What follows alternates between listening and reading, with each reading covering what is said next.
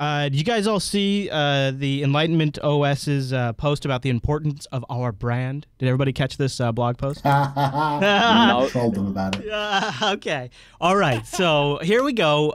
This is Elementary OS, and they put forth sort of a, hey, community, this is how we'd like you to represent us. Could you stop doing like knockoff screenshots and then posting them online and saying it's called EOS? By the way, don't call it EOS. We will never call it EOS. Don't make e-music. Don't make e-web. It sounds stupid. We don't want that. So don't call it EOS. Don't make e-apps. And please stop ripping off like OS 10 because we're worried Apple's going to send us a cease and desist if you guys keep it up.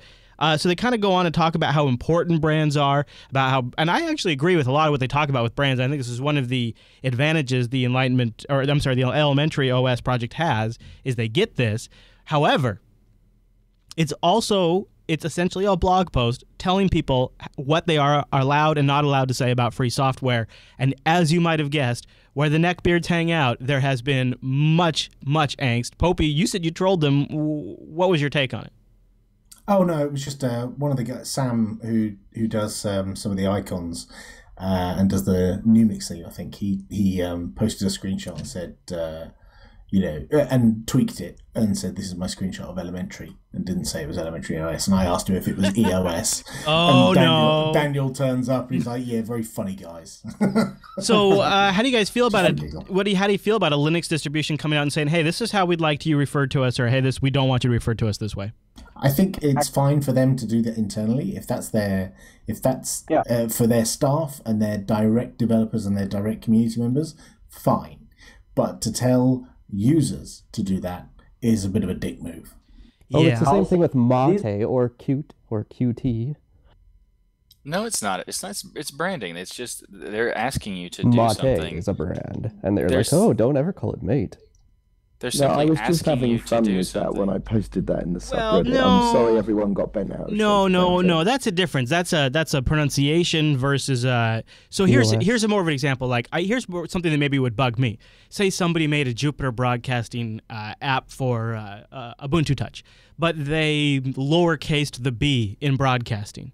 That would drive me crazy, even though it's a small little thing. That just doesn't look right. That's not our branding. That's the kind of thing they're talking about. They don't want e-music like you have iTunes. They don't want eTunes, those kinds of things. But then you're not officializing the app, so what's the problem? I mean, It's open just source just here. tell them to drop the thing as well. You own the brand. You can tell them to drop the name. Okay, is the question, are they asking people to do this or are they telling people to do this? That's the main question. If Well, they're just asking, who cares? It's They're very making a request. Well, it's very politically worded. I mean, you could almost see maybe a few years this kind of stance could evolve into issuing cease and desist potentially. Well, No, I don't There think it's has- that strong. Well, no, I here's think why. it's Ready just- for that. I mean, but this is the thing. I would see that kind of communique coming out on an internal mailing list at Canonical talking about Ubuntu. I could see that. I could see someone saying, look, if you're going to put out screenshots that are promoting the product, use the default items that are in the launcher, use the default icons that are in the indicator area, use one of the default backgrounds. That all makes sense. Sure, because yeah. You're on message, right? Yeah. And that you're talking to people who work on the product, who are talking about the product. But when you're telling people who are in your community, who are enthusiasts, who aren't necessarily contributors, and you see them as posting a screenshot, it makes them a contributor, therefore they should abide by the guidelines. I think that's wrong-headed. Well, and not only that, but I think it's wasted effort. it's wasted effort, and on top of that, what you're really saying, Popey, is if you internally message correctly, and then when you discuss it, when you talk about things externally, and you all agree on the language, and then you use that same language when you discuss things externally, your community just picks up on that and rolls with it, and that's how they start Right. referring to things. The problem is Right. they used I mean, EOS a couple of times themselves back in the day. Right, least I but think they messages change over time. You can. It may well be they didn't formalize their branding until recently. Right. That's fine, and they may have had a meeting about Well, it. And maybe decided, a lawyer that's said, what we're gonna do "Hey, from now on." we're a little concerned about that highly litigious fruit company that makes iPhones, and if you guys keep going this direction, where let's be honest, Elementary OS looks a lot like Mac OS 10, and if you have third-party themes out there that make it look even more like Mac OS 10, and then you start having things like eTunes and eWeb." I would not be surprised if Apple issued a cease and desist. Didn't it happen to Pear PC or whatever it was? No, there's Well, we don't music really and know stuff. what happened there. Well, yeah, I know, but you get my Yeah. you get my drift. Maybe that's what they're worried about. So, but here's the thing, though. Apple They are don't give a worried. shit Technically, about elementary, honestly. technically they are worried about this way long before. Like initially, as a former contributor, I should say, like 2-3 years ago, I was contributing to the project, and there was these talks about licensing things about the website because they wanted to protect the branding. Yeah, And, like, yeah. They had like licensing stuff that are weird. They Yeah. closed themselves into the Google Plus walls because they didn't want people to start talking about things that are going to come out. I don't know what. Yeah, no, I think they are. I think They're punching above their weight slightly.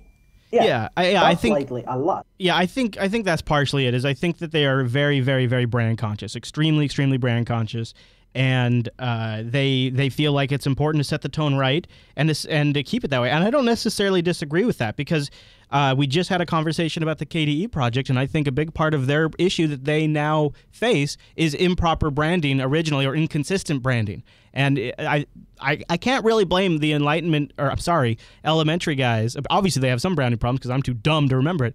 I can't really blame Elementary OS for wanting to have a strong brand.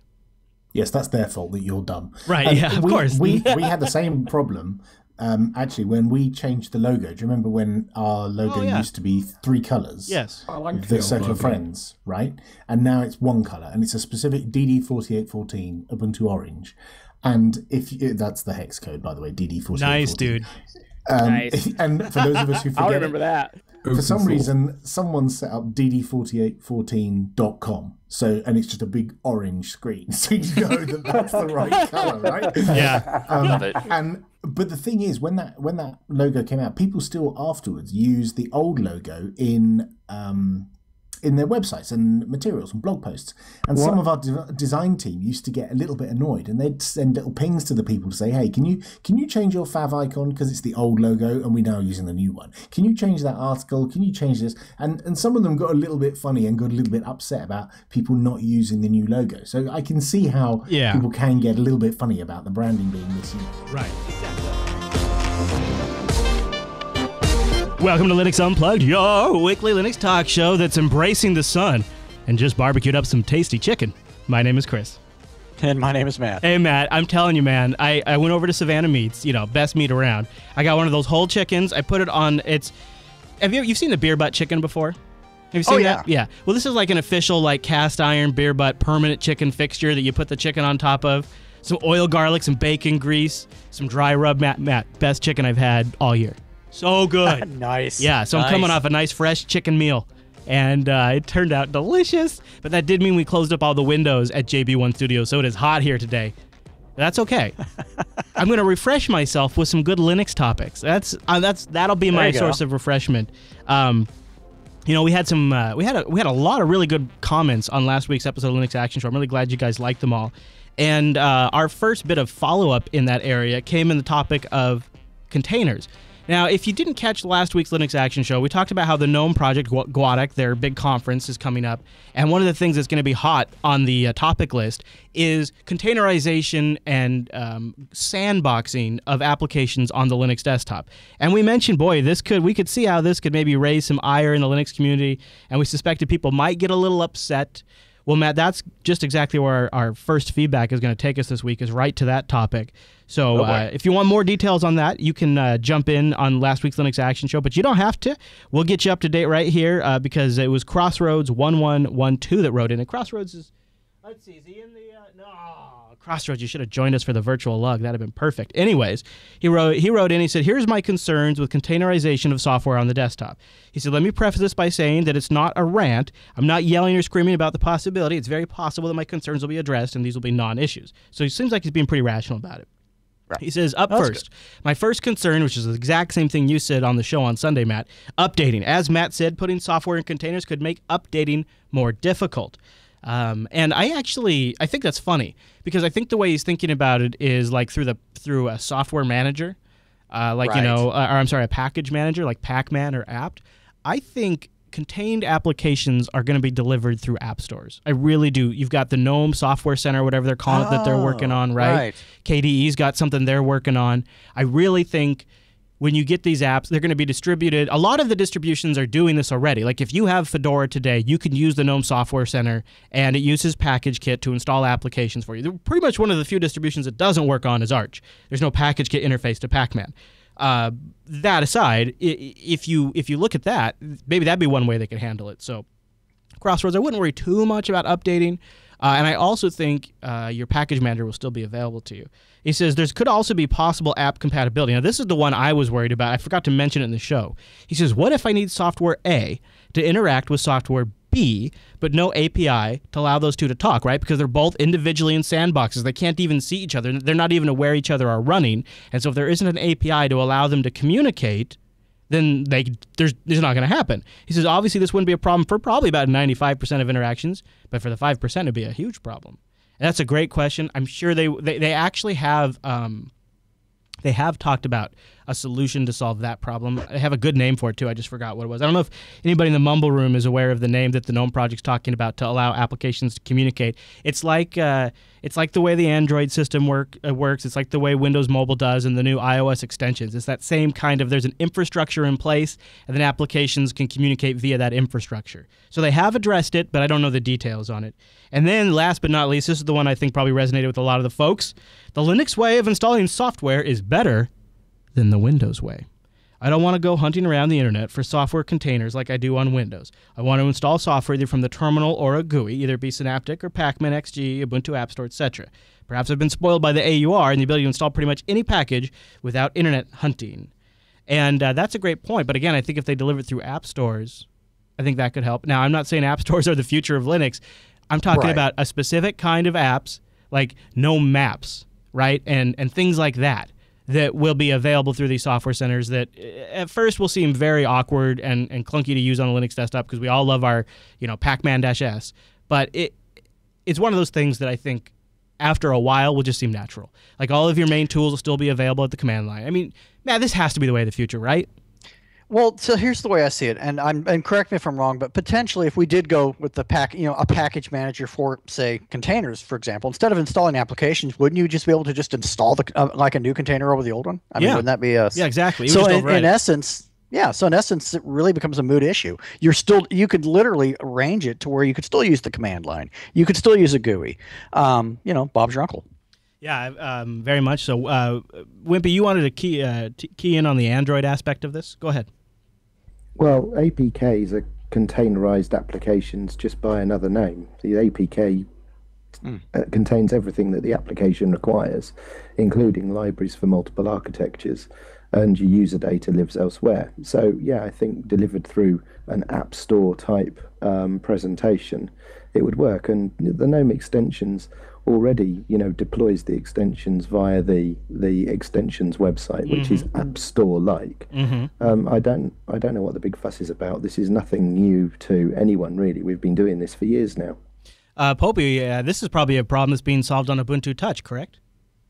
Yep, we have click packages which are containered applications. They can't talk to each other directly, but they can talk to each other via Content Hub, for example. So they can pass messages backwards and forwards, and your gallery app can get a photo from the camera, or you can download a music file via the web browser and send it to the music app, that kind of stuff. Same kind of stuff that happens on Android.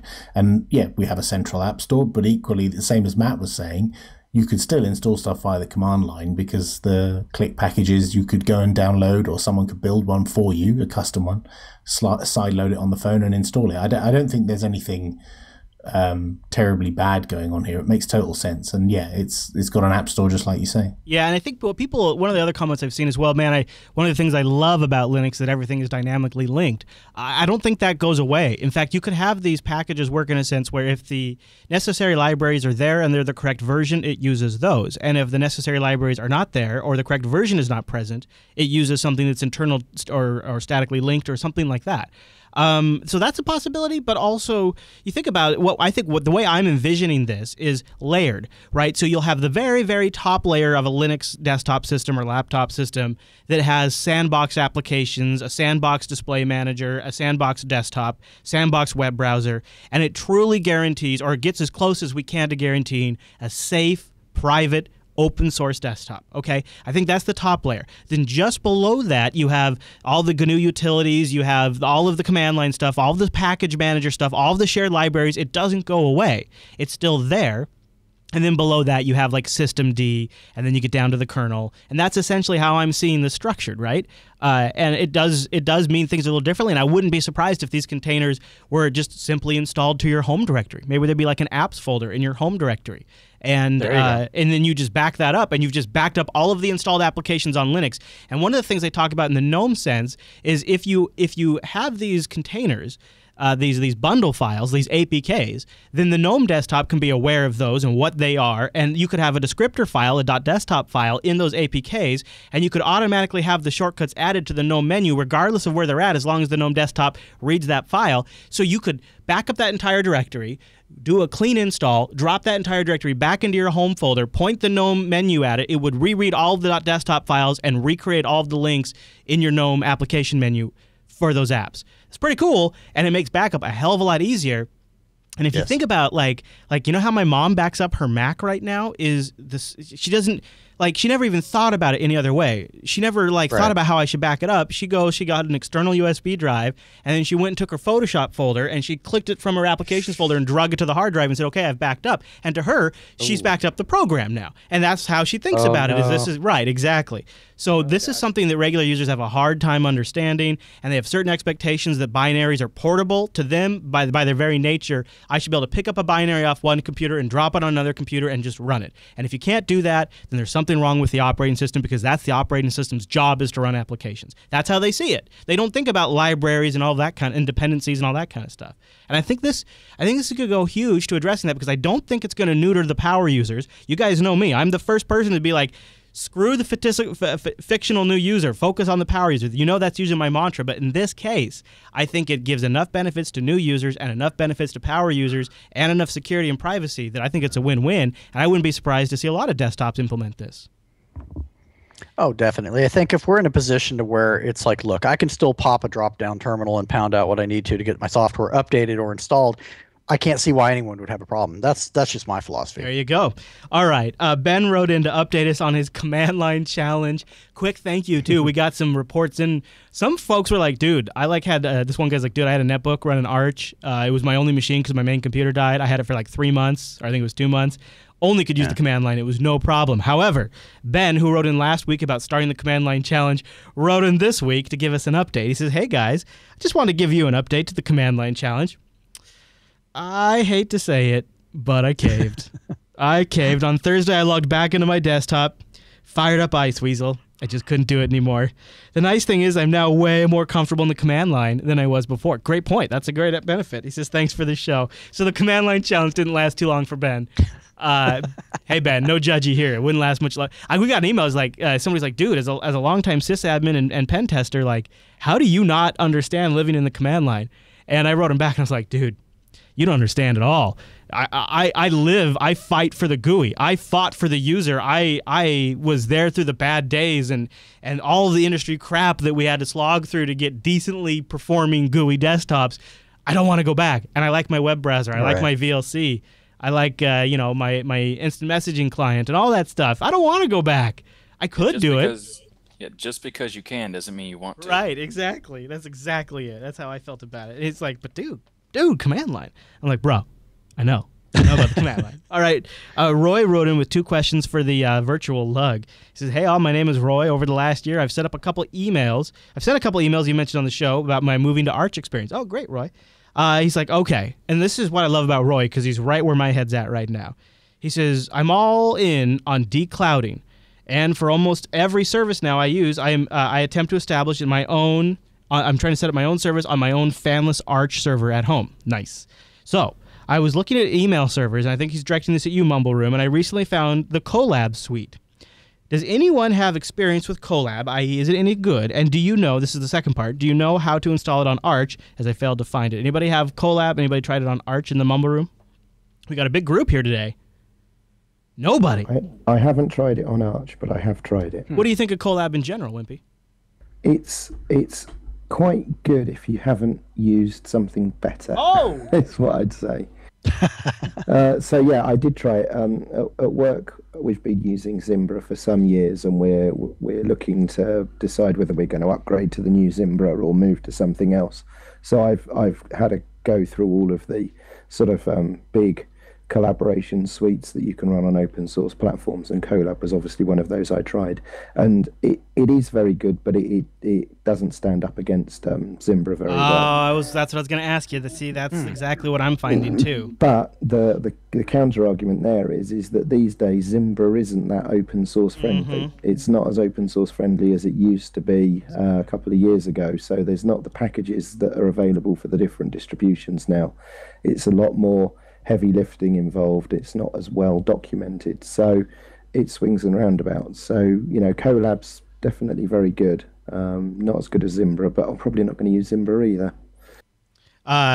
Go ahead, Eric. You had a question about Yeah, my question about that app is this: is it open source, and does he know how to compile it? If not, then I'm sure somebody could walk him through it. Colab? Yeah, and there's packages too. Yeah. I've looked at it, I haven't tried it extensively. The one of the bunch that I've actually had production deployments, and it was probably a version or so ago, was Zimbra.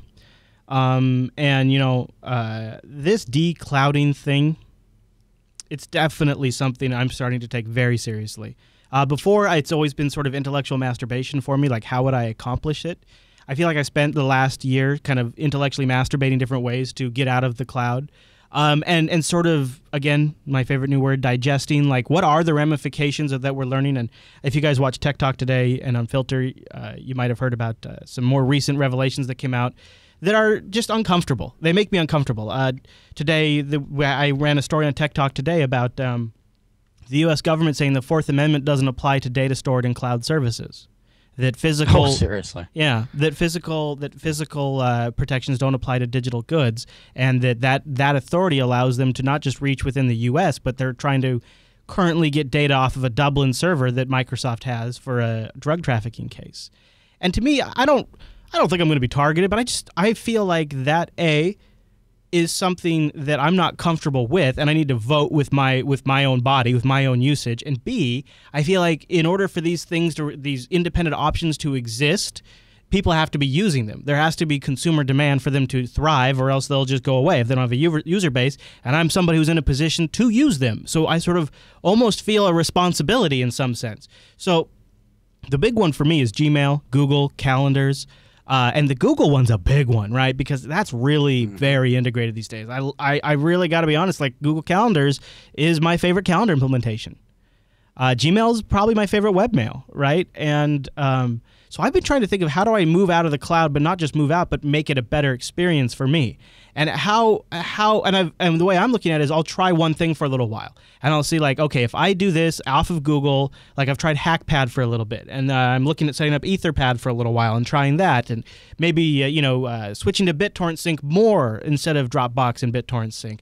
These kinds of things I'm trying to find out how I can kind of not get off the grid, but have more of a say in the services I choose. Because one of the things I'm discovering too is like with Android in particular is, once you opt in at one level, you kind of go all in, and you kind of like you end up on the grid regardless. You don't have a choice. If you wanted to use a device, like this is why I'm so excited about things like Ubuntu Touch from Firefox OS, because I want to have a device where I can elect to use maybe BitTorrent Sync for my photo sync, maybe my own LDAP server for my contacts, and my own IMAP server, and have that experience be a first-class experience. Not have it be hobbled because I'm not using the Gmail app, because I'm not using the Calendar app, because that's what you get on Android now, is if you choose not to opt into the Google experience, all of the Google services, you get second-rate applications. And that I'm sick of. I'm so sick and tired of that, is that forced opt-in, you're all in, balls deep, you got the tracking, we got data on you, you've got an account with us, you got a Google Plus account now, have at it, bro, welcome to Android.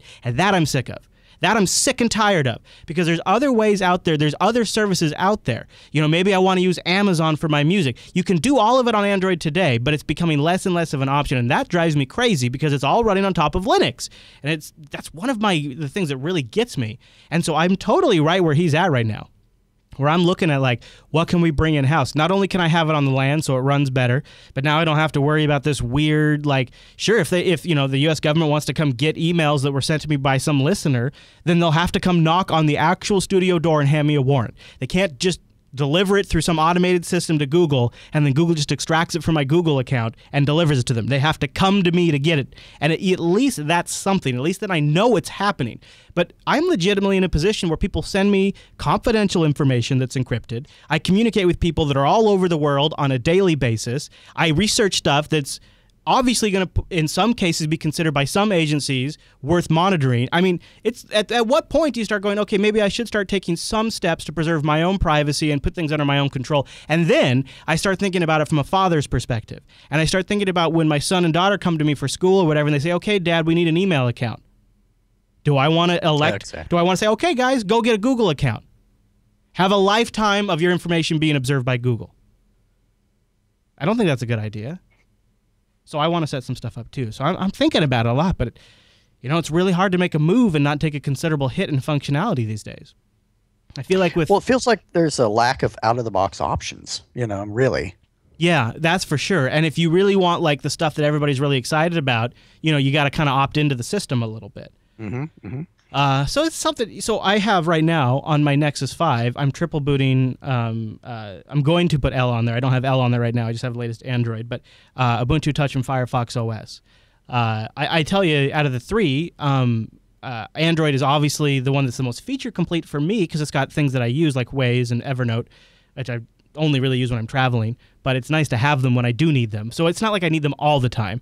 But Ubuntu Touch, as far as like, then compared to Firefox OS, I definitely think I prefer the Ubuntu Touch experience. So I figure I'm going to triple boot that for a little while and see what that's like. But at the end of the day, I have to be realistic. I want a smartphone that has a great camera because I have 3 adorable children, and I want to be able to send those pictures to my wife when I take a great picture. And if I get lost, I want to be able to launch Waze. And I don't think that's unreasonable to expect from a smartphone. Well, and I think what's scary is that if I'm not, and correct, you guys can correct me if I'm wrong, but I believe Google actually purchased Waze. So that app that we all love. I know, yeah. So it's like, it says what they're doing is you're like, okay, Google, I'm finally free. Oh, you got that one app I really like. And Google's like, we own it. Yeah, and it sucks because it's like, okay, so what's your alternative? Some podunk GPS thing? I'm going to have to use Nokia Here Maps or whatever they're called. Well, in fact, Google Maps actually uses information from Waze now. Yes, it's actually kind of handy. Surprised. Yeah, I mean, all of it's very. And the value of this is negative. It's all very, negative. But I tell you, the solution, of course, is Bing Maps. Yeah, there you go. I'm thinking about it. There you go. I'm thinking about it. I think part of it, and this is to get. Actually, I should probably take a little break right here and thank our first sponsor because to get to it. Ting is part of that stack, right? And this is a part that desperately needs addressed, and that's why I'm really enthusiastic about Ting. So go to linux.ting.com. That'll get you $25 off your first device, or if you already have a device compatible with Ting, $25 of credit. Now, here's why Ting's great. No contract. They just kill that, and you only pay a flat $6 per month per line. The reason why this is huge is it changes the value model completely. Instead of trying to trick you into paying more than you need so that way you don't go over, you just pay for what you use. And if you need hotspot and tethering, you check the box and now it's just your data usage. That's genius. Ting is open like that too. I tell you what, I had Ubuntu Touch on the Nexus 5, fired it up, got right on the Ting network, started making calls. Couldn't hang up with the Ubuntu Touch operating system, but I could make calls on the Ting network. That was cool, and the hanging up part was a bug, which is fixed now. And it's really great. I just have that freedom and flexibility. Plus, they have fantastic support. You can call them at 1-855-TING-FTW, and a real person answers the phone. How nice is that when your phone's not working and you're frustrated and you just want to get just want to get it solved. You just want to get it solved. Right. And they'll help you get out of your contract. If you go over to ting.com/ETF, they have an early termination relief program. They'll pay up to $75 per line that you have to get canceled. So that'll get you out of your contract. Then you can go contract free. And check out their savings calculator when you go to linux.ting.com. Put your current details in there, your actual usage, not what you're paying for, not how they're scamming you, but what you actually end up using, and see how much you would save.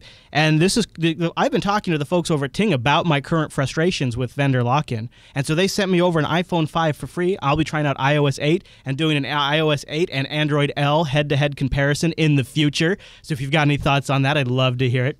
Noah, don't cry though. Don't cry, Noah. I know he's up in the mumble room right now. Like, what? Yes, I'll probably have an iPhone 5 running iOS 8 at OSCon. I know it's egregious. I know it's absolutely egregious, but it's an interesting experiment, and I'm going to see can I connect to my own on my own IMAP server, my own LDAP server? Can I use BitTorrent Sync as my storage backend? Because iOS 8 is supposed to have some sort of application extension linking. I don't know, but what I'm really curious about is how do the two operating systems stack up? And Ting's like, dude, we'll send you an iPhone 5 to try it. So I got an iPhone 5 for a little bit. I'll be kicking the tires, and I'll give you my thoughts on that in the future. And see how L and iOS 8 stack up. Both maybe as the OSs get a little closer to maturity, I'll do that comparison.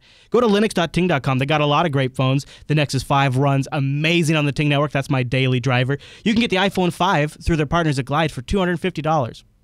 You own it. $250. You own it. Off contract. $6 a month. They've also got MiFi devices if you need a data connection. So you can go over there and rock that for a flat $6 a month. It's a $6 hotspot at that point. Linux.ting.com. Go see what I've been talking about. Go see why Ting rocks so hard. And now I've got 3 devices on my Ting network. How about that? 3 devices. Nice. Look at me. I'm like a phone roller, the phone ranger over here. So I'll give you my report soon. Linux.ting.com. Go check them out. Go get yourself a great phone. They got feature phones, Android phones, Windows phones, all of it. Linux.ting.com. And a really big thank you to Ting for sponsoring Linux Unplugged. Love that. Good deal. That's sweet. All right, Noah, are you okay? Noah, are you okay? I'm calming down. I'm glad that you're bringing an iPhone because I was hoping we could make it to the gun range. Nice. No, I think Noah's going for large caliber on this. Noah's going to be like, I know he's mine. Noah's like, I know he's got a Nexus 5 with him, so if I end up destroying the iPhone, I know he's not going to be out of communication. So there's a little risk is what he's thinking. Walking in with a Desert Eagle. Yeah. Hey, I we talk a lot on the show. Actually, this is the wrong way to describe this.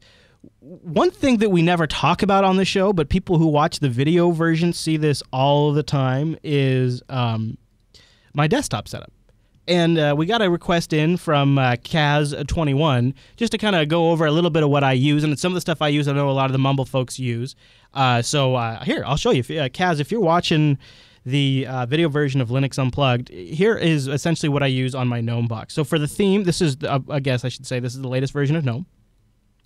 My window theme is Numix. The GTK theme is Numix. My icons are Numix Circle. My cursor is oxygen white. That way it pops and I can see it. And I have the Sequito shell to get the nice transparencies, which are cut off on my camera shot. You can't see them. My Conky setup you asked about, I'm actually just cheating. I'm using Conky Manager, an app pick before that sets it up. And it's actually a little broken right now, but I like the way it looks.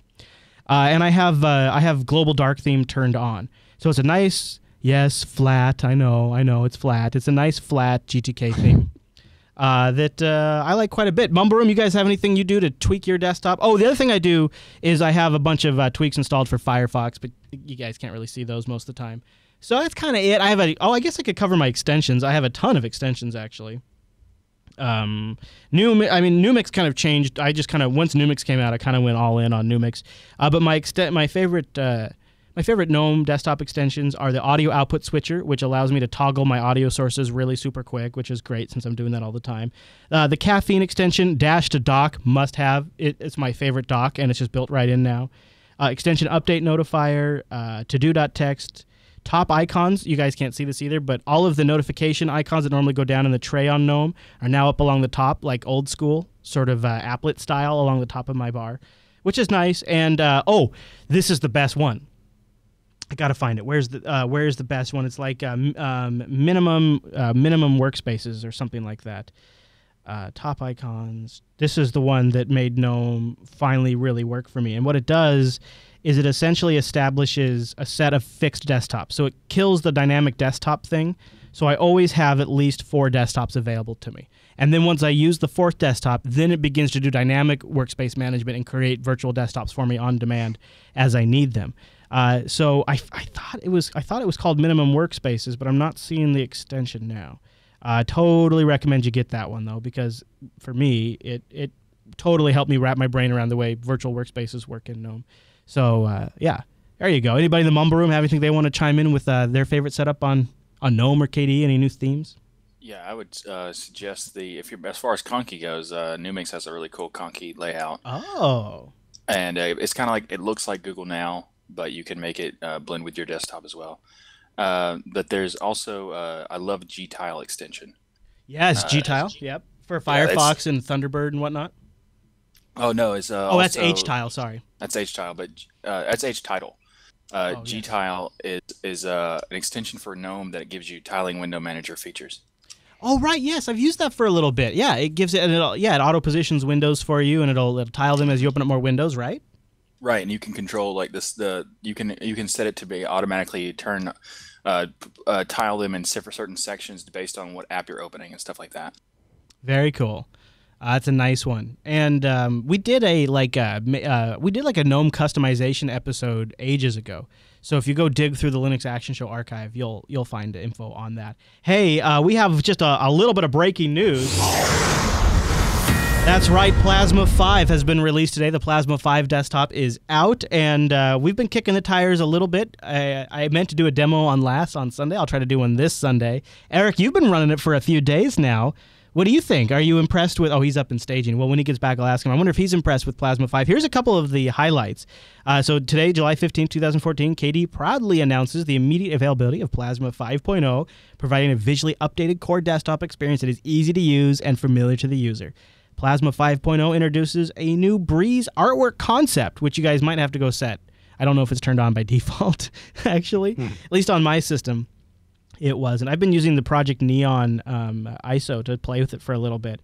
Now you have a fully hardware accelerated graphics stack, OpenGL, with the updated, modern, clean-looking theme sitting on top of FrameWorks 5.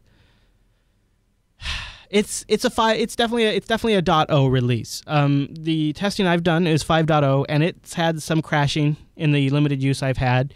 So I would say at this point, this is a good time for you to jump in and help the KDE project out. Don't expect it to necessarily be great for your daily driver, just like Joss warned us earlier last week. I'm very excited about it for some reason. I don't know, Matt. I don't sense a lot of excitement from you. I feel like I got all the excitement, and you're kind of like, okay, well, I'll give it some time. Yeah, I'm one of those people. So I'm weird when it comes to updates. I'm one of those .1 guys, .2 guys. You know, I like to let things sit in the oven for a while. I don't know. It's, you know, but at the same time, I want fresh packages. But when it comes to desktops as a whole, whether it be KDE, GNOME, whatever it may be, I feel like that, you know, leaving it in the oven a little bit doesn't hurt anything. It's well, okay. Yeah, for sure. It's okay to wait. This is, of course, you're no wonder you say that. You're a big XFCE guy. Yes. And look at they got there you go. There you go. Look at this hip music they got. Oh yeah. Plasma 5.0 visual feature guide, everybody. Coming at you with a screencast for Plasma 5. Ick, are you back? I'm back. Could you? Yeah, I saw you were staging somebody. Did you want to share any of your impressions with KDE 5? Plasma 5. I know you've been working with it for a few days now. What do you think? Well, today I am actually running it completely as my main desktop, just to really try it out, really get into it. I have noticed a lot of graphics glitches, a lot of bugs that still need to be worked out. I'm sure they'll get worked out because, I mean, I've just got standard Intel graphics for the most part. So that's going to get fixed. Typically, it has to do with the compositor. If you set the compositor right, make sure you're using OpenGL if you want the effects. But for the most part, it looks great. It works great. It feels like it's missing a few things compared to the previous experience with 4, but I honestly, they've already said that they're going to add to that, so I can only see it getting better with time. Right, and the artwork team is continuing their work. It's interesting. They went to great lengths to replicate essentially the same basic functionality of the previous Plasma desktop. And to better and worse, I think they've improved it in some areas. The typography definitely looks a lot better. There's animations that look smoother. To me, I'm excited about this because I love the technology at work here, and I don't know if I'm going to switch now. I'm tempted. I also saw, especially I'm a little more tempted now because Billy Big Rigger linked in our subreddit how to install Plasma 5 on Arch right now. It's in the repos. So now that I could put it on an Arch box, I could just log into it, and that'd just be one of my mini desktops. Yeah, I'm going to do it. Yeah, it's like look right here. I'm going to do it. Pacman-S K5 and K5-AIDS. And that's it. That gets you Plasma 5 and FrameWorks 5. Nice. That's it, right? Like, how am I not going to do that? Because even if it doesn't work, I could just switch back to GNOME. So, yeah, I'm doing that tonight probably. It depends on my hard drive space. So, and I know, Eric, you were talking about loading up on an Arch box, too. That, to me, is a sweet spot. I really like to try that because then you're going to get more updates quicker too, I would think. Oh yeah. I would think, except right now I'm tracking the daily with the right with the PPA. Project Neon. Yeah, that's true. That's true. But honestly, I want to see what the difference is where Arch is at with it, as opposed to where running it alongside Kubuntu essentially. One of, I think, the most well-supported desktops on Arch is KDE. Like they get day of updates and whatnot. I think one of the core Arch guys is a core KDE guy, but I might have my details wrong on that. But it's like day of. I think one of the main distro Arch guys is the maintainer of KDE for the packaging, and he just gets it done right away. It's super awesome. We have an old soapbox that we haven't gotten on for a long time. We're almost at episode 50 now, Matt. And something happened. We talked about it on Sunday. It got producer Q5 really upset. And we're going to talk about that next. But first, I want to thank DigitalOcean, sponsors of the Linux Unplugged program. DigitalOcean is rocking some stuff right now, you guys. This is the time to get in if you're not yet a DigitalOcean customer.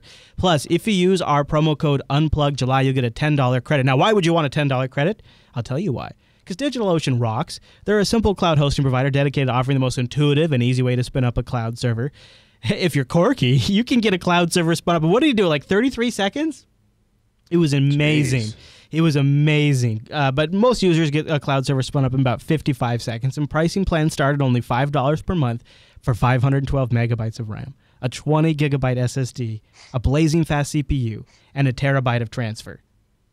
For $5 a month. And if you use the promo code UNPLUGGedJuly, you get a $10 credit. So you can try it for 2 months, absolutely free, nothing out of your pocket. Plus, they have hourly pricing. That's another great way to go.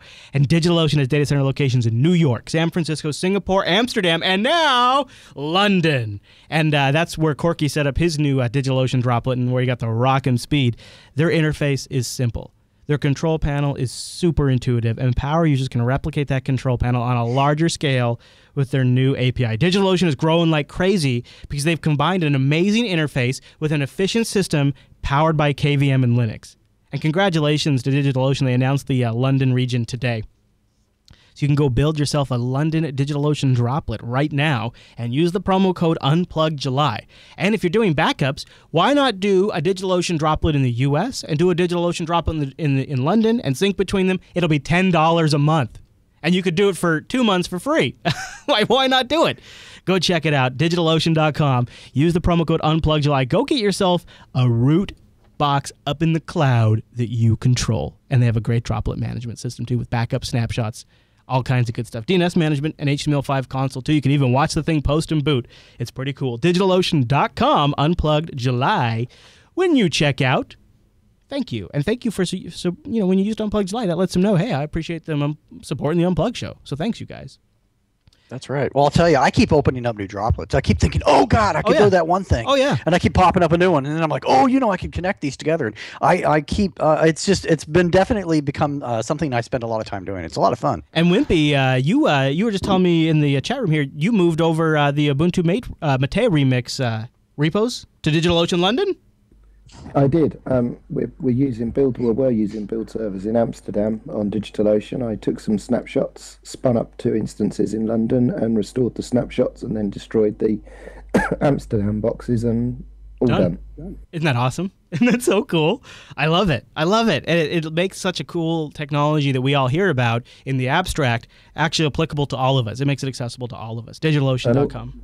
And also, they really are fast because the SSDs make all the difference when you're building an ISO image.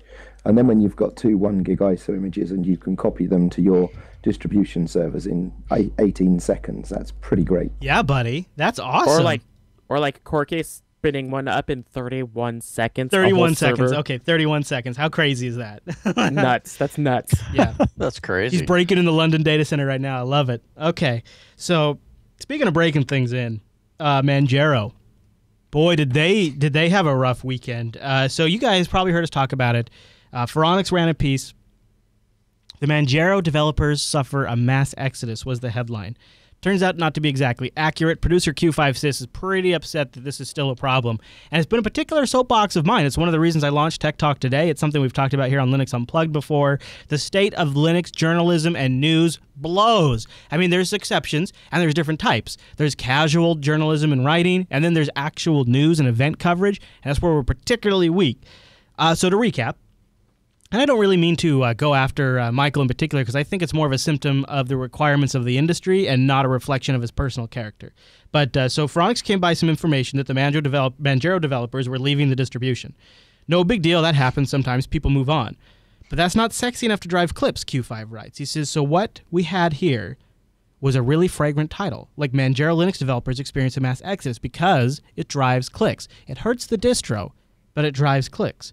Now, in the real world of news reporting, of course, he says there's a thing called verification, where you independently verify from multiple sources when possible.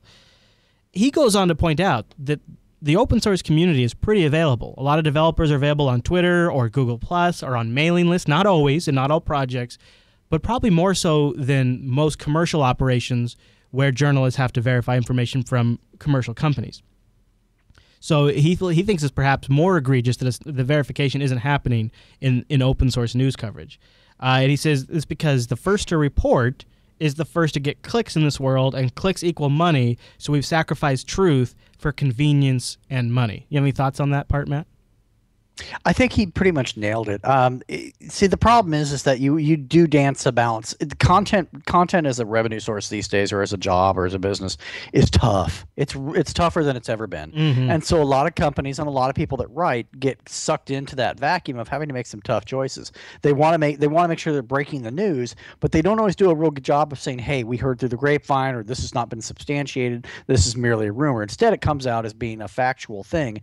And as Q5 points out, that's not acceptable. You can't do stuff like that. And it does blow up in your face, and it does create problems and hardships. Here's the other thing that he goes on to touch on. This is something that I think makes it one of these problems that isn't going to get fixed.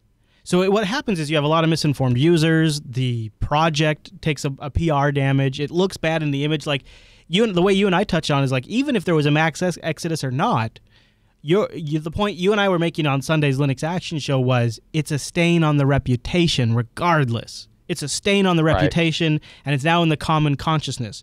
But Q5sys says there's even a more ugly side. Intentionally not verifying information can sometimes create a lot of drama.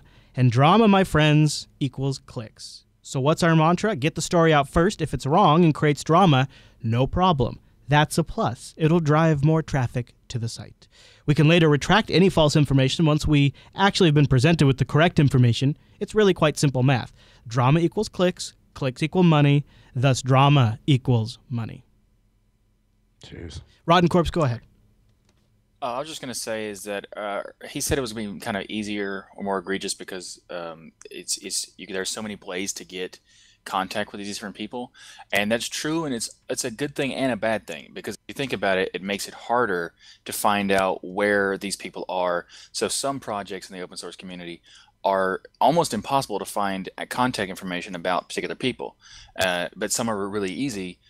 Manjaro is one of the easy ones. All you needed to go is go to their team page on their about section, and you're done. Right.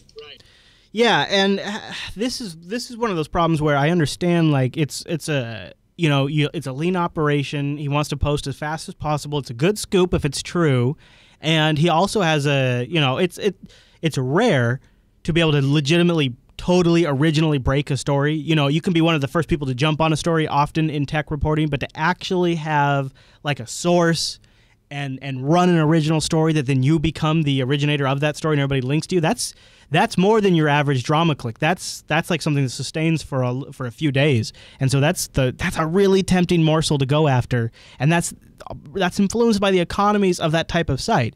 That's why, and I don't see Jupiter Broadcasting isn't at a scale where we could do something like this. But I would love to have a written component to our shows. Because if our main focus is to generate revenue from the shows and potentially through Patreons and things like that, then the news reporting becomes a function that supports our shows, and thus the more accurate and detailed it is, the better it makes our shows. And so as a byproduct of producing our shows, we could produce better news, potentially. I don't know if that's true, but I do know we don't have the scale for it. But we can take steps at Jupiter Broadcasting, and that's why on Sunday, Rob from the Manjaro Project is going to join us on the Linux Action Show, and we'll just chat with Rob and find out what the hell is going on. And we'll get it straight from the horse's mouth. And we can ask our questions, and Matt, as a longtime Manjaro user, anything you want to throw his way, you can ask him. And we'll just get it straight, right? Definitely. I think, and I'd actually welcome that because I like the project. I was very frustrated by the fact that I felt like there was a lot of unknowns, and because it was an important box, I had to make some tough choices. But who knows? Maybe I can come back.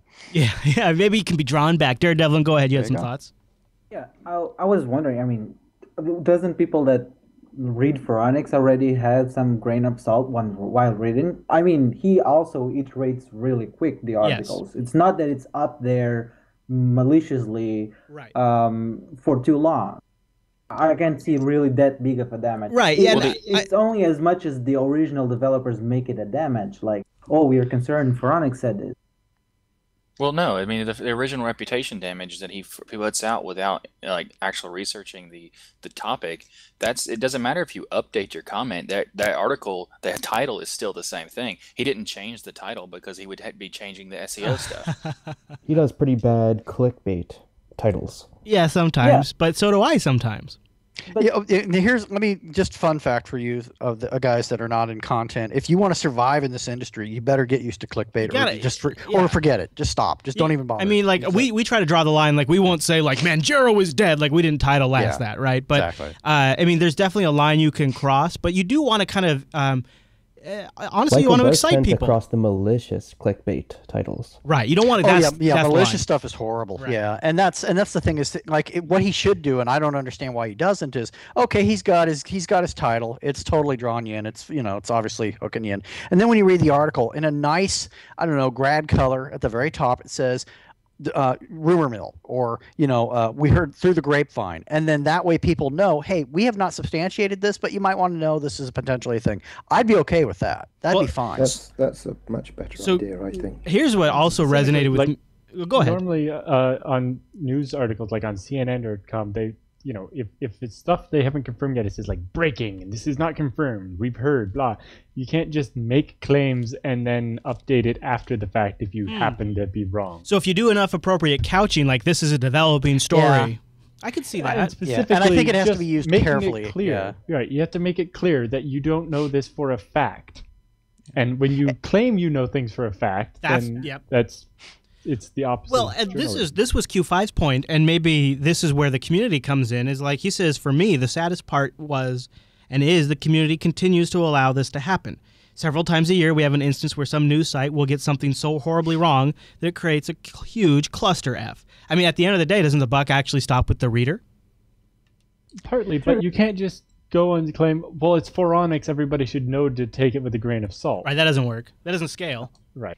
I didn't know that. Yeah, the same thing has happened, before. There was some journalist over at ZDNet read something on the FreeBSD wiki and literally started a holy war for no reason. Right. Yeah. I know what you're talking about. Yep. Yeah, isn't that funny how that happens too? And so I don't know what the right answer is. I honestly think part of the answer is slower journalism, and it's something Alan and I have talked about. I think just more professional journalism. Like, I understand it's a website, but you could try harder.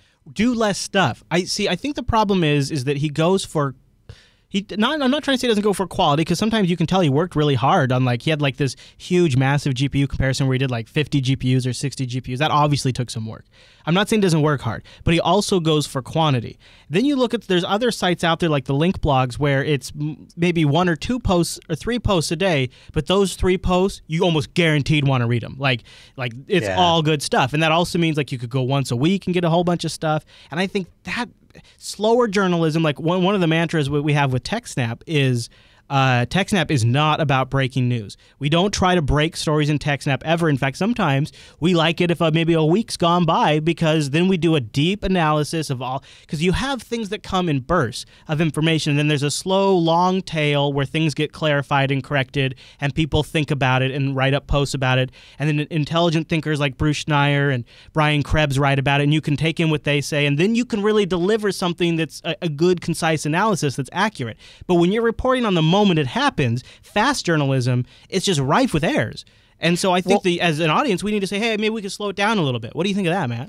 Well, here's the real issue. It's not, the journalists are definitely the causality, but at the same time, everybody forgives the aggregator. Now, I've actually worked closely with a couple of websites to help them get listed with Google News. It doesn't just happen automatically. There's special sitemaps and all that sort of stuff. The thing is that the aggregators are never punished for rewarding this crap. See, that's the thing. Whether it be Google Search or Google News or whatever the search engine or news aggregator may be, we don't penalize these things because they are in fact rewarded for repetition. They are rewarded for being first on the scene, and so based on those things, then writers are then put in an interesting position. Sure, to game it as much as they can. Do they want to stay employed, throw their morals to the wind, or would they like to be absolutely wonderful people and stand outside the sign? Yeah. I mean, that's really what it is. I mean, I hate to say it, but it's the writers are responsible, but at the same time, I always tell people to never get into writing. It sucks. It really does. So, I mean, at the end of the day, that's the thing people got to remember is also be willing to penalize your aggregator. Or be your own aggregator. That's even better. There's no site loyalty. There's no page loyalty. There's no brand loyalty when it comes to articles. No one gives a rip who it's coming from. They care about the title and they care about is this interesting to me? Well, it sounds like Wimpy agrees with you. So, Wimpy, let me ask you this. Isn't that also then sometimes going to run the risk of overreach and censorship and things like that? And now all of a sudden we're asking maybe somebody like Google to be the arbiter of what's legitimate and what's not, and that's maybe a bad position to be in, Wimpy? Well, my agreement with Matt is not necessarily about Google as the aggregator, but in this case as Phoronix as the aggregator and publisher. I think that sometimes the articles that they post they know full well are inaccurate, but they are sensational and it will drive traffic to the site. Sure. And what's potentially damaging there is that it then tarnishes projects, in this case Manjaro, or it causes problems for projects unnecessarily.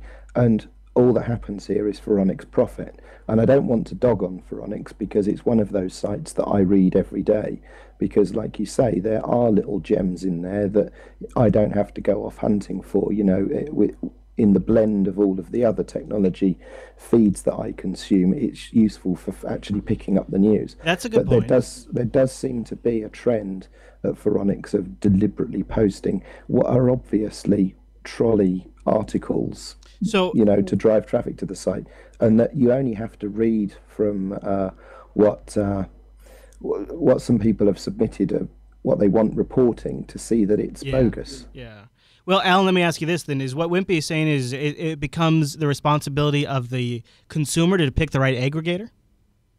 It can, because their sites kind of fall into different categories, right? Some sites are just aggregated. They just go out and kind of pick and choose a bunch of stories and link to them, and maybe they have a summary or whatever. And then there's the other sites that actually write original content. Like on Brian Krebs' site, it's kind of a combination, right? A lot of the stuff is his own research, and then he also points to other stuff. But some sites are obviously there just to collect content that other people have written, and those can be very good, and you basically have to choose to trust that site to pick the right articles for you. Right. You can punish them by not returning if they don't, and find a different one. And that's kind of how TechSnap works, right? I don't write most of the content that we present in the show. I'm just picking through all the news that's out there and deciding which things I think are important to the viewer. Right, very much so. I think it's a lot of our shows kind of work that way. Same with Tech Talk Today, as I try to go through and pick the stories from the day that are worth discussing. And sometimes that means at the end of the week, some of them maybe didn't pan out to be great, but most of them do. And I think we have so much to look at, so much to consider, that's really what we have to do now is pick and choose. We have to learn sources we can trust. And to be honest with you, to sort of pull back the curtain a little bit, that's why we do so much live stuff. So you guys can show up and hear us when we're just screwing around in our raw, natural selves, and you can listen to us as actual human beings and decide if you trust that person, if you trust that human that's telling you information. And maybe you don't want that, maybe you do, but the live stream gives you a little bit of that experience. And I think that's one of the things that's really great about this form of broadcasting is there is a direct avenue for you to kind of learn a little bit more and kind of decide what you think about that person. And I think that's great. Let's go two last comments and we'll wrap up this topic. PC Wiz, you say, don't blame the ad agencies, bro. Ad agencies have to make money. It makes money when they direct you to a person who's paying for ads. So if you're being served an ad from Google's ad network to buy some rubbish on Amazon, and you buy that rubbish on Amazon, then they don't care. Doesn't care where they got referred to. Well, yeah. I mean, you really can. I mean, at each stage. In fact, I think that's kind of Rotten Corpse's point, is we're all a little bit to blame, aren't we, Rotten? Yeah, I was just about to say, like, I mean, in a way, everybody's at fault, and if you think about it, because like the aggregators, the article writers, the editors, even the people who are reading it, if they don't even research what these people are saying to fact check it, and in a way, they're kind of spreading misinformation as well. Yeah, and it is. I mean, I hate to blame readers because you don't know what the motivation is of the person who's just sitting there reading the site. But I don't know. I think it's kind of, in a way, it taints the sites themselves, but it also kind of taints the idea of news as a whole. Right. Yeah. Oh, it's been tainted for a long time. Yeah. I mean, the problem is that we can high and mighty ourselves and pat each other on the back all day long. But at the end of the day, we're all going to read it. Most of us anyway. Yeah. The other factor is that until there is a reward/punishment system implemented by somebody, I don't care who or whatever, it won't change. Maybe period. This is it. Doesn't Maybe matter. this is the beginning of that sort of pushback that eventually forces a market correction. Maybe. Well, and I think the solution is basically look more toward ethical human aggregation and less toward automated aggregation. For sure, right? Yeah. That's what we do here at Jupiter Broadcasting is we are human aggregating the good content from crap.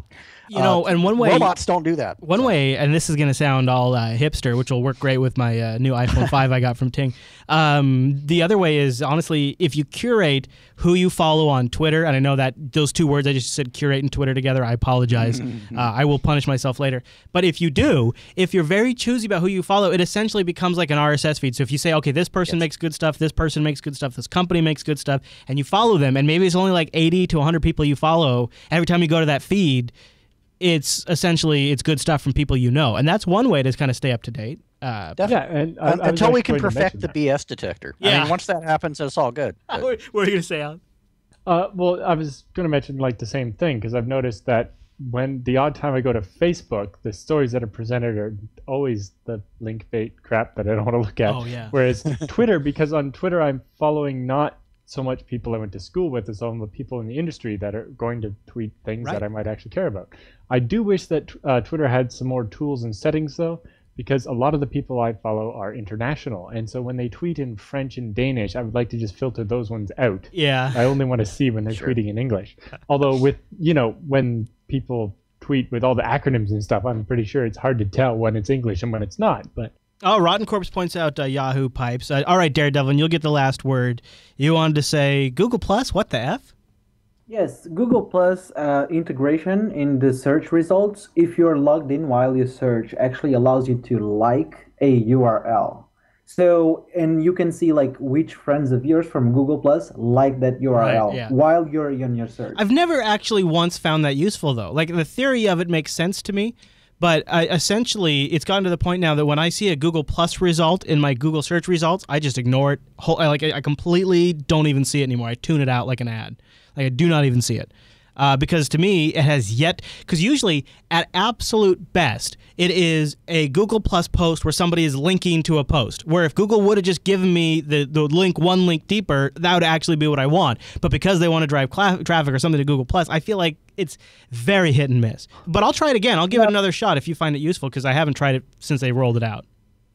No, I think you got me wrong. What I mean is actually any search result in Google allows you to put any. It doesn't requires to be a Google Plus post. Right. It can be any search result. I guess the problem is their implementation currently only allows you to put like while you're still on the search page. So people are usually going to still find the content inside that website and then not rate the site.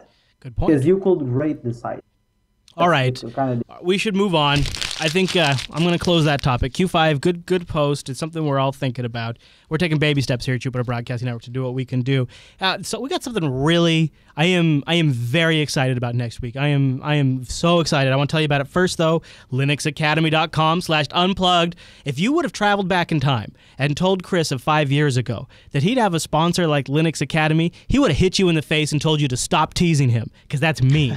This is the perfect sponsor, because not only are they Linux enthusiasts themselves, it's a group of guys who created the system from scratch because they freaking love Linux and they want to help people learn Linux, and they want you to be able to do it at your own pace, at your own leisure, on your own system. You can download the study guides and read them offline if you want to. They've got audio and video components, so if you're a podcast listener, trust me, that's going to snap right into your existing flow.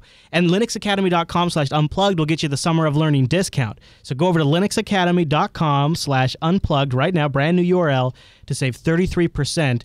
$50 per quarter. linuxacademy.com/unplugged is also a good place just to go check them out. Give them a hit so that way they know that you heard about it here on the Unplugged Show and you appreciate them supporting us. Go check them out, you guys. They've got 7+ Linux courses you can take, or they support 7+ distributions for their courses. So you choose your distro. So in my case, let's just say I wanted to brush up on Fedora, because as soon as Arch blows up in my face, I'm switching to Fedora. So I go up to linuxacademy.com, and seriously, you could literally, I'm not even joking, this is exactly what you could do. You choose Fedora from the options. They automatically adjust all of your courseware, so now it's all Fedora specific. Right? So now for somebody who's an Arch guy, but I want to brush up on Fedora, and now I'm living in the Fedora land with a guided tour. I can do self-paced tests to see where I'm at. I have step-by-step guides. This is, okay, Chris, you're this far into it. You're going to be taking this next. I can generate reports at any time. I can talk to the community, see how they're doing. I have course notes and study guides for my Fedora setup. If I want to deploy a LAMP stack, a bind server, an OpenStack, whatever it is, they've got courses for it. They've got real-world scenarios too, which is super handy. Like if you have an AWS project coming up and you've never worked on AWS, or maybe you've worked on AWS, but it's been a while and you need to load up a Linux box on there and get a web server going, they got courses on that.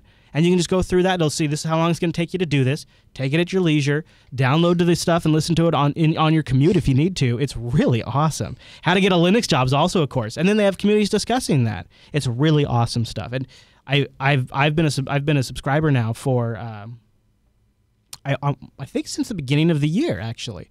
And what's really cool about it, Matt, is they have a team support.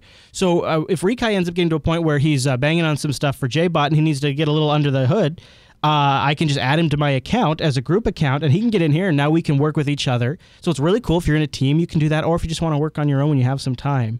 It's a really cool system. They've added support, too, for more and more AWS courses. And then as you need a server in any of the courses, they'll just spin one up on the back end. And they're adding new courseware all the time, so there's always new stuff to go check out and learn. And if you don't have to create a new VM every time you want to go learn something new. They manage all of that for you as part of the service. And when you're taking the AWS courses, that means you don't have to pay for AWS because it's all included with the service. linuxacademy.com/unplug. Get that 33% discount and take your skills up to the next level. There's really never been a better time. And this is such an amazing sponsor. It's a perfect match with our audience. It's working with another independent startup company who's doing exactly something that, honestly, if I had multiple lives, if I had clones of me, I would love to run a site like Linux Academy. It's such a perfect companion to your Jupyter broadcasting experience because we talk about this stuff, and then you can go get nitty gritty with that stuff. linuxacademy.com/unplugged. And thanks to Linux Academy for sponsoring the Linux Unplugged show. You know what's awesome about it? I'm always hearing from people via email. It's like, oh, I'm looking to advance my career in this field, and I really need to gain some skills, and I really don't have time to go to a brick and mortar school, or, hey, I'm unemployed and I'm looking to get some Linux skills in the first place or whatnot. Yeah. This is a great place to actually get your feet wet and get it done today. Yeah, it's so great. And it's such a neat system, and they built it just to do this. So a couple of things. Also, just a reminder, join us on Sunday at the Linux Action Show, 10 a.m. Pacific, jblive.tv. to ask your questions to Rob from Manjaro. And keep an eye out on the Linux Action Show subreddit. We might start a thread up there with your questions. But keep it civil. I mean, I don't think you wouldn't, but I'm just saying. And kind of excited. Noah, Kernel Linux, and Eric and I are all heading down to OSCon. We'll report back. Matt will tell you how it went. And guess what? We decided I went for the train. Going to ride the train down. I'm really looking forward to that. So Eric and I I'm excited. Yeah, we're catching the train in Seattle. And it's a kind of an evening one, so Noah's going to pick us up in Portland like at 9:30 at night. It's late, but it's a 3-hour train ride. But it's got Wi-Fi pretty much the whole way there. So I figure, bring the Kindle, bring a few podcasts, work on some show notes during the drive, and we'll just kind of hang out. I don't know if I don't know if they're going to feed us, Eric, because of the time or what, but we'll figure that out. Yeah, it's a good question. Well, yeah, we'll definitely figure that out. I'm sure they have some sort of food on board. Yeah, probably. Yeah, I imagine it's fire. Most trains will have like a kind of a snack cart galley type situation. Yeah, so. Exactly. Yeah, okay. Bring water, because otherwise you'll be paying through the nose for it. That's my big tip. So definitely bring lots of water and bring little snacks, like granola bar type things. Anything like that would do well. Good idea. Here's my tip. my tip is don't eat anything on the train and buy me dinner when you get to Portland. At 9:30 at night, There though? you go. I mean, I'm down for that, but all right, I'll have a snack. I'll hold me over, and maybe a snack and a flask. I'll bring my flask and a granola bar, and I'll be all right. I'll make it for the trip. So because of our OSCon shenanigans, and of course that means we're going to come back with a bunch of interviews and stuff like that, but because of our OSCon, I shouldn't call it OSCon shenanigans next week, we're going to record episode 50 of Linux Unplugged Monday at 1 p.m. Pacific at JB Live, right after Coda Radio on Monday. So the way it's going to work on Monday, Tech Talk today in the morning, Coda Radio, and then Linux Unplugged immediately following Coda Radio. So if you normally join us for the Mumble, wham, look at this. We have a huge room today. You guys, please show up on Monday and hang out with us because we're going to pre-record for Tuesday. So that way when we get down to OSCon, we go balls to the wall. We don't have to worry about stopping to do a show because we'll just be getting interviews and clips. We're only there for 2 days, so we really got to make the most out of it because Ick and I hop on the train to go back Wednesday afternoon so that way I can make it back here for TechSnap because you can't miss the streak of TechSnap. So we're only there for 2 days, but if you're going to be down at OSCon or if you're in the Portland, Oregon area, the 22nd or the 23rd, tweet me at ChrisLAS or shout out in the Linux Action Show subreddit. We'd love to meet up with you and shake your hand and maybe buy you a burger or a beer or something like that. So it's going to be it's perfect. It's perfect because it's a 3-hour train ride. We go down there, we get some great interviews for the show, we spend the night or 2 nights down there, we come back up. It's my ideal kind of coverage because you can just do it in a couple of days. You don't have to fly anywhere. It's low stress. Yeah, low stress. And Noah, once again, is going to be awesome, and he's going to bring some cameras and equipment for us, and hopefully he'll be wearing Google Glass. Not for the interview. Oh, come on. That's the thing. Gee, Everybody loves it. Everybody loves Google Glass, right? I'm told it's not that popular. Oh, that's weird. That's weird. I like that watch. Yeah, he's got a good watch, too. See, people are checking out your wares, Noah. You're becoming a bit of a celebrity, I think. All right, well, I'll wrap us up there. Who's got an open mic? Who's Rotten? Rotten, you got an open mic there, Rotten. Okay, so I'll leave us there. Just want to also mention Tech Talk today. I do that Monday through Thursday, jblive.tv, 9 a.m. Pacific, noon Eastern. We often talk about Linux-related stuff and the general tech news as it applies through the filter of an OS or of an open source advocate and a Linux user. So, sometimes I have a poke at Microsoft, I'll admit it, but I can't help it. It's in my nature. But I think we still have a good time. So if you want to catch that, you can also join us live for there. We have our virtual lug. It's kind of like a technology call-in morning show. Only instead of call-ins, we have a mumble room, and it's way cooler than a call-in show because it's doing it like you would do it if it was the year 2014. So Tech Talk today, Monday through Thursday. And one of these days, Matt, when like there's not a faux show or something like that after the Linux Action Show, we should have thought of this. I should do a Tech Talk today with you while you're here as a pre-record. I should have thought of that. Maybe. Oh, that'd be awesome. We'll think about it. We'll discuss it off air and figure out a time we could do that because it'd be fun to have you on Tech Talk today. I think that'd be a good time, Matt. That'd be a good time. All right, well, I'll leave it right there, ladies and gentlemen. Thank you so much for joining us this week on Linux Unplugged. Don't forget, you can go over to jupiterbroadcasting.com/contact and choose Linux Unplugged from the drop-down, or even better, linuxactionshow.reddit.com. We do this show normally on Tuesdays, but we'll do it on Monday, 1 p.m. Pacific next week for episode 50. 50 episodes. Wow. Holy cow. All right, Matt, well, I'll see you on Sunday, okay? All right, see you then. All right, everyone, thanks so much for tuning this week's episode of Linux Unplugged. If we don't see you on Sunday for the big show, we'll see you right back here next Tuesday.